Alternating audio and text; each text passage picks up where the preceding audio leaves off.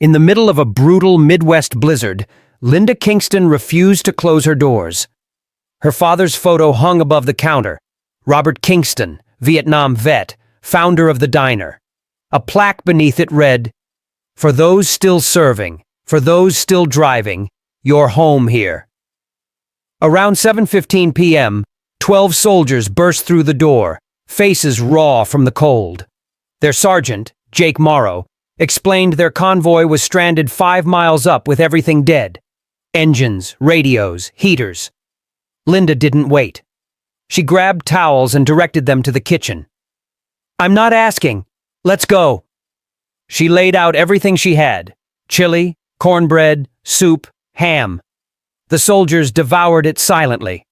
A tall soldier gestured at the wall. "Is that your father?" Linda turned. "Yeah. Robert Kingston, 1st Battalion, 3rd Marines." Jake stood and walked closer, his expression shifting. "He was in Dayong? I'm Jake Morrow. My old CO was with 3rd Marines. I think my uncle was with him." By 9 p.m., the power died. Linda opened the warehouse behind the diner and laid down pallets with blankets. She moved like a medic, passing out soup, refilling coffee. Jake organized the shelter, assigned buddies, checked for frostbite. When a young private shook uncontrollably, Jake whispered stories of survival and resilience. A soldier tried to give Linda money. "No," she said quietly. "You served. This is my duty." Word spread through the night. By 1 a.m., there were more than 30 people inside. Soldiers, truckers, a stray dog curled under coats. Linda worked tirelessly. Jake became her shadow, checking pulses, blocking wind, helping without needing to be asked. Around 3:30 a.m., they sat on overturned crates near the ovens. Jake spoke first about Fallujah, about losing his best friend. Linda shared her father's story, how he was a ghost after Vietnam, how he started this place to build something no one could destroy. "You kept this open knowing what was coming," Jake said. "That's not just duty, that's legacy." Just before dawn, a burst pipe flooded the warehouse. Panic rippled through, reports of frozen gas lines, stuck ambulances, power grid shutdowns.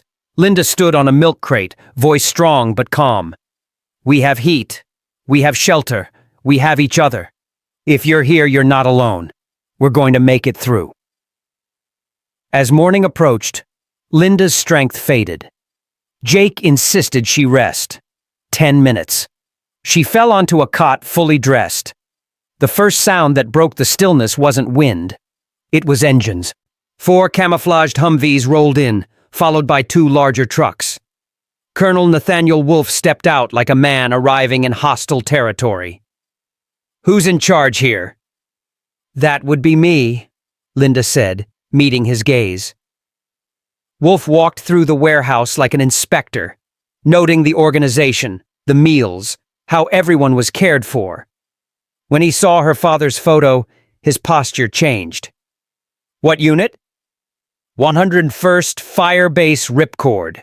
Lost 2 fingers and most of his hearing. Still came home and built this place. Wolfe pulled out an envelope stuffed with bills.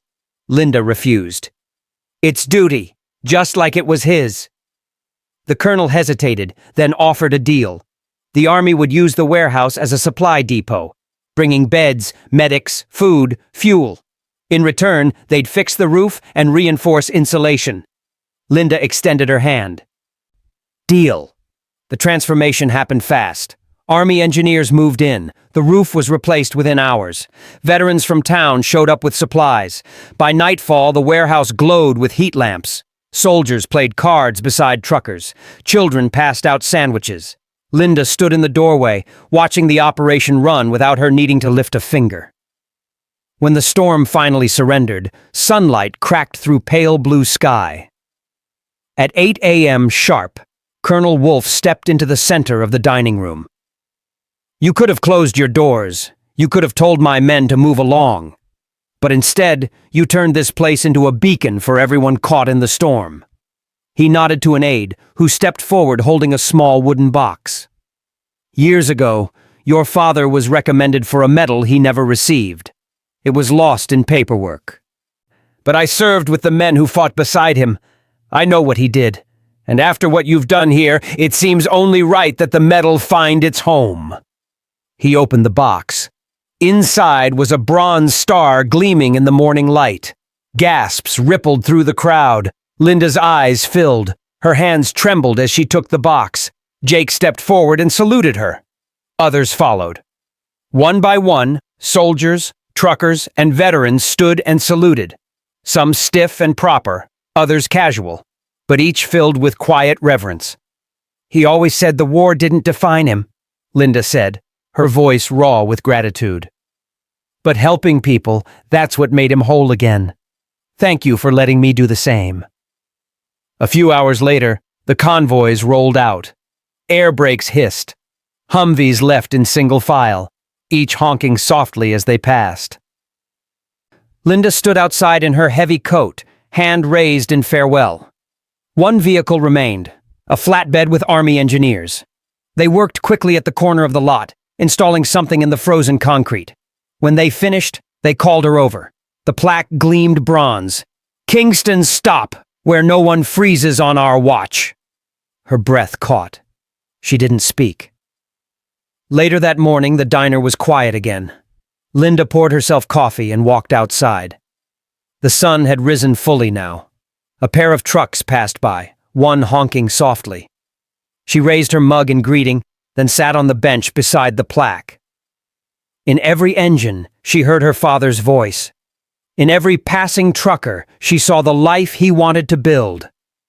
And in the silence, she found her own legacy. Quiet, steady, and enduring. A home for those who serve. A haven for those forgotten. A place where no one is ever left out in the cold. I appreciate your interest, but I need to clarify what you've asked. You've requested a German translation without making any single changes, which means keeping the text exactly as is, just in German. However, that's contradictory to what a translation actually is.